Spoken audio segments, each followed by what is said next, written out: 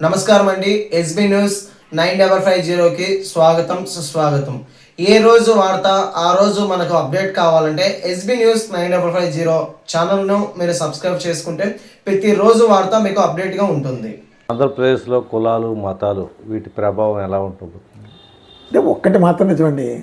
ఆంధ్రప్రదేశ్లో కుల మత ప్రభావాల కోసం అడిగారు కాబట్టి చెప్తాను. ఇక్కడ కులం ఉండక్కర్లేదండి, చెప్పుకోవడానికి ఒక కులం ఉంటే చాలు.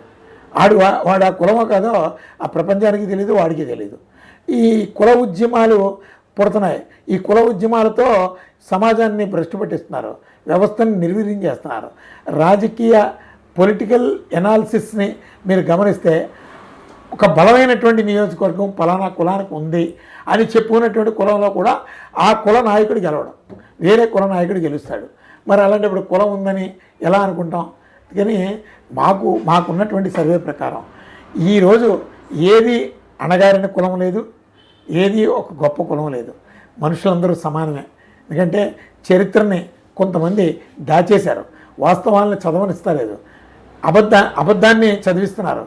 నేను ఈరోజు అణగారిన కులాలనే కుల రిజర్వేషన్లలో ఉన్నటువంటి ఆ కేటగిరీలన్నీ కూడా ఒకప్పుడు ధనిక వర్గాలు రాజ్యాలు పరిపాలించినటువంటి కులాలు అవన్నీ. వాళ్ళందరికీ గొప్ప చరిత్ర ఉంది. క్షత్రియ తెగలు కూడా వాటిల్లో ఉన్నాయి. ఈరోజు ఫర్ ఎగ్జాంపుల్ ఎస్సీలు ఎస్టీలు అని చెప్తూ ఉంటారు. వాళ్ళెవరు కూడా అణగారిన వాళ్ళు కాదు, అంటరాని వాళ్ళు కాదు. కానీ ఎందుకో దురదృష్టం ఏంటంటే కొంతమంది వాళ్ళు అంటరాని వారని చెప్పి ఒక ప్రచారాన్ని చదివిస్తున్నారు. ఇది పాలకుల తప్పుడు విధానాలే అందుకు కారణం. వాళ్ళ చరిత్రని, వాస్తవ చరిత్రని బయటికి తీసుకురామనండి. వాళ్ళకు కుల చరిత్ర ఏంటో తెలుస్తుంది. అది మీరు రానివ్వకుండా మీరు అంటరాని వాళ్ళు, మీరు దళితులు, మీరు బీసీలు, మీరు ఎస్టీలు అని చెప్పడం కాదు.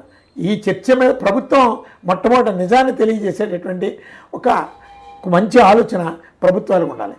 చరిత్రను వక్రీకరించకుండా. కానీ చరిత్రను వక్రీకరించిన తర్వాత మీరు అంటరాని వాళ్ళు అంటే కుల ఉద్యమాలు చేస్తున్నటువంటి వాళ్ళు ఏ కులం అండి? నేను ఒక్కటే గవర్నమెంట్కి చెప్తున్నాను. ఈరోజు కుల ఉద్యమాలు చేస్తున్నటువంటి వాళ్ళు కులపరంగా స్కూల్స్లో అడ్మిషన్స్ ఇస్తున్నారు. విత్ డిఎన్ఏ సర్టిఫికేట్తో కులపరమైనటువంటి రిజర్వేషన్ సబ్మిట్ చేయమనండి. ఎవరి కులం ఏంటో తెలిసిపోతుంది. లిటిల్ నాలెడ్జ్ నాకే బోల్డంత డేటా తెలుసు. విత్ సర్టిఫైడ్ ఎవిడెన్స్తో నేను చూపించగలను. నా దగ్గర చాలా డేటా ఉంది. అందుకని కులం కాదు, మతం కాదు, సమానత్వం కావాలి. ఈ సమాజంలో మానవత్వం ఉండాలి. అందరూ సమానంగా ఉండాలి. సంపద అంతా కూడా ఒకళ్ళిద్దరి చేతుల్లోనే ఉండిపోతుంది. 2-3 కుటుంబాల్లోనే ఆ దోచుకునేది ప్రజలనే వల్ల. ఈ దోపిడీ వ్యవస్థనే ఖచ్చితంగా కట్టడి చేయాలి. మేము ఒకటే మా స్లోగనం, ఓటునివ్వండి, మాకు సంపదనిస్తాం, అందరూ సంపన్నులే. మా స్లోగన్ ఒకటే, పేదరికం లేనటువంటి సమాజాన్ని మేము చూపిస్తాం. ప్రతి బిడ్డ ఇక్కడ తలెత్తి తిరిగేటటువంటి ఒక గొప్ప జీవితాన్ని రాష్ట్రీయ ప్రజా కాంగ్రెస్ పార్టీ ఇస్తుంది. మా అంతిమ లక్ష్యం అది.